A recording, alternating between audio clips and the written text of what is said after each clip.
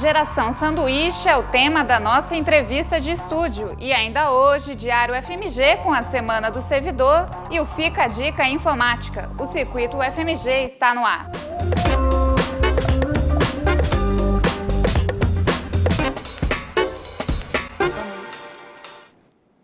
Boa noite. De um lado, o cuidado com os filhos, do outro, o cuidado com os pais. E no meio disso tudo, mulheres tentando conciliar a vida pessoal, trabalho e garantir saúde física e emocional dos pequenos e dos vovôs.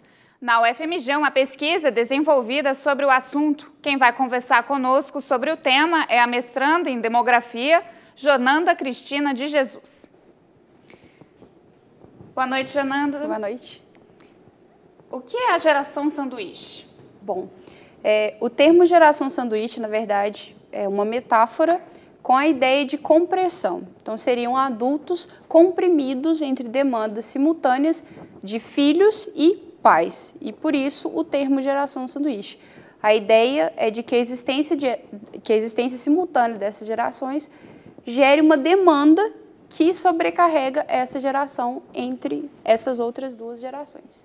Jordana, como surgiu o seu interesse pelo tema?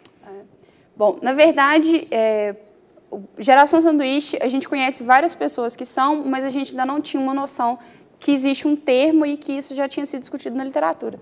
Na verdade, a minha mãe era da geração sanduíche e concomitante a essa fase, que foi agravada por questão de saúde, eu passei a ler mais sobre o tema e resolvi estudar. Eu já sabia que, de fato, deveria existir alguma relação entre a participação no mercado de trabalho e a ocupação nessa posição central da família, né? Porque a ideia justamente é de que a mulher está no centro dessas demandas.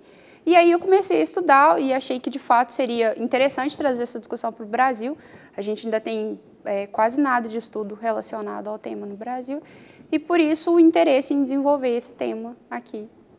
Jordana, e quais foram os dados que você encontrou? Tá. Bom, primeiro, o que a gente fez foi uma revisão da literatura para saber por onde começar a estudar o tema.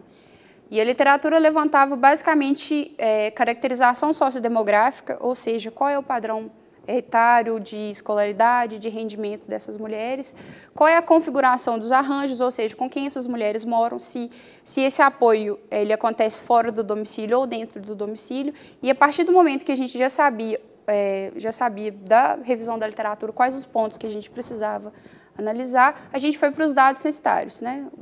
Principalmente o censo, fonte de dados secundário do IBGE, e as pesquisas por amostra de domicílio, que, na verdade, tem uma gama de variáveis que a gente pode utilizar na análise, por exemplo, quantidade de atividade doméstica que a mulher faz, se ela está no mercado de trabalho, quantas horas por dia, por semana a mulher dedica ao mercado de trabalho, quantas ela dedica às atividades de casa, condição de saúde das pessoas que estão no domicílio, e aí a gente começou essa análise preliminar utilizando os dados do censo. Jordana, e você falou das mulheres, então elas são realmente o grupo assim, que está caracterizada como a geração sanduíche?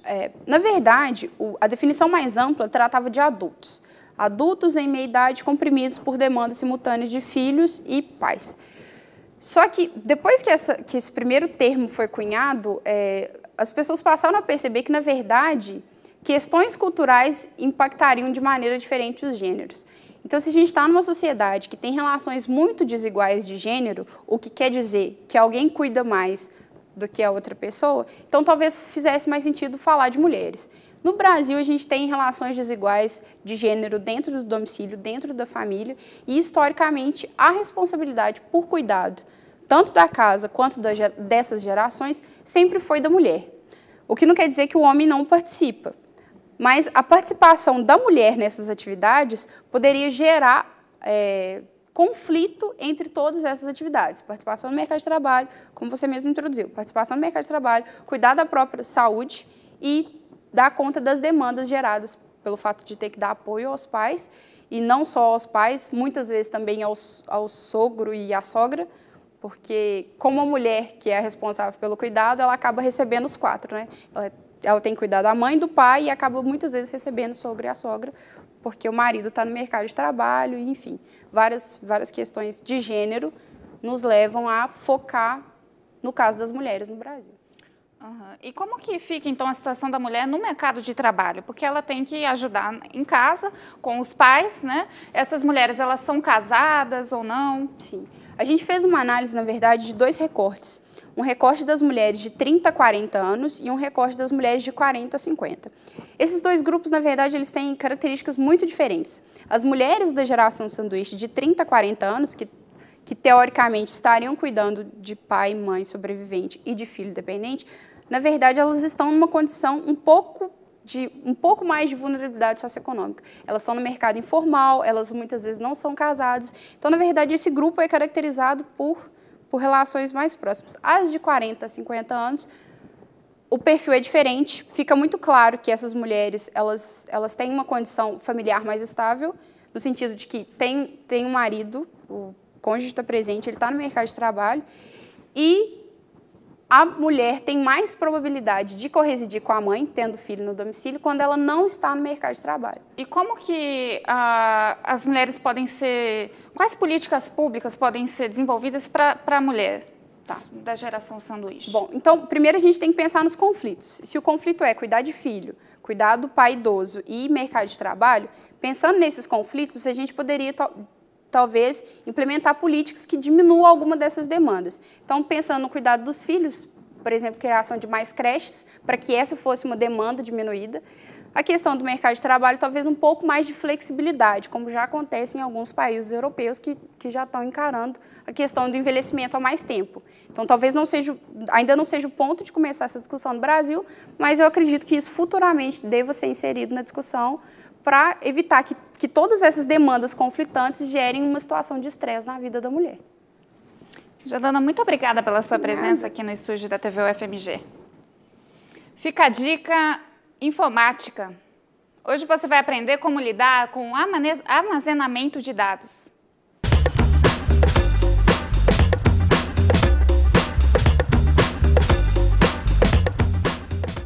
Eu, quando comecei a usar computador, existia disquete, né?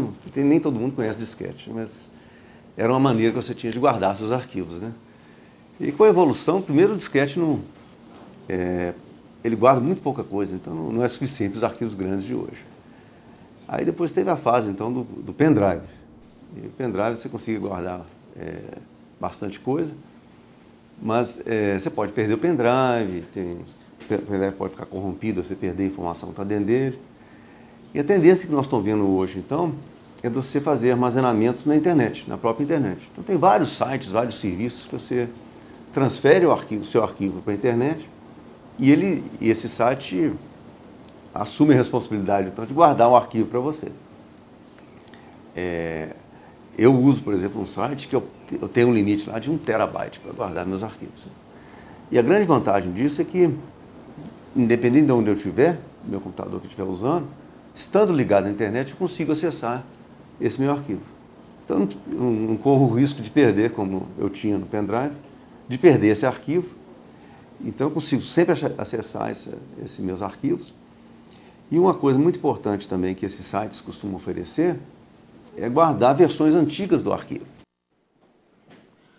Nesta quinta, a dica é sobre criptografia, desculpe. Não perca!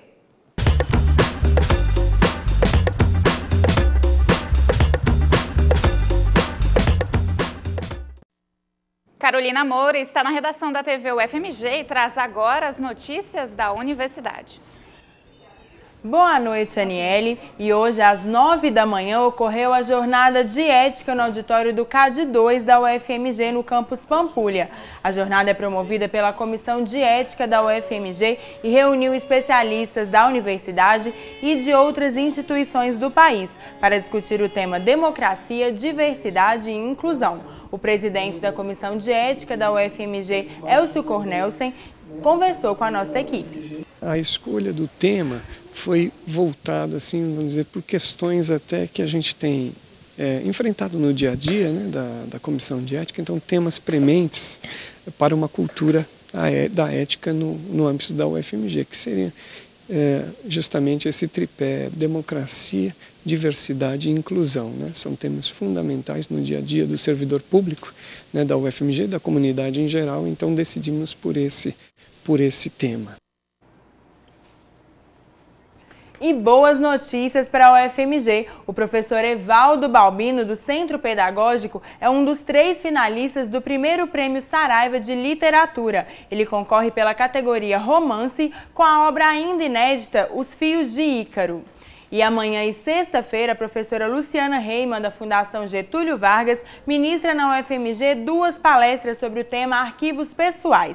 Nesta quinta-feira, a palestra vai ocorrer no Auditório Azul da Escola de Ciência da Informação às 7 da noite. Na sexta-feira, ocorre na sala multiuso do CEMEF. As palestras são abertas ao público e não tem necessidade de inscrição. Mais informações pelos telefones 3409-2396 ou ramal 5226. Eu volto amanhã com mais notícias. É com você, Aniele.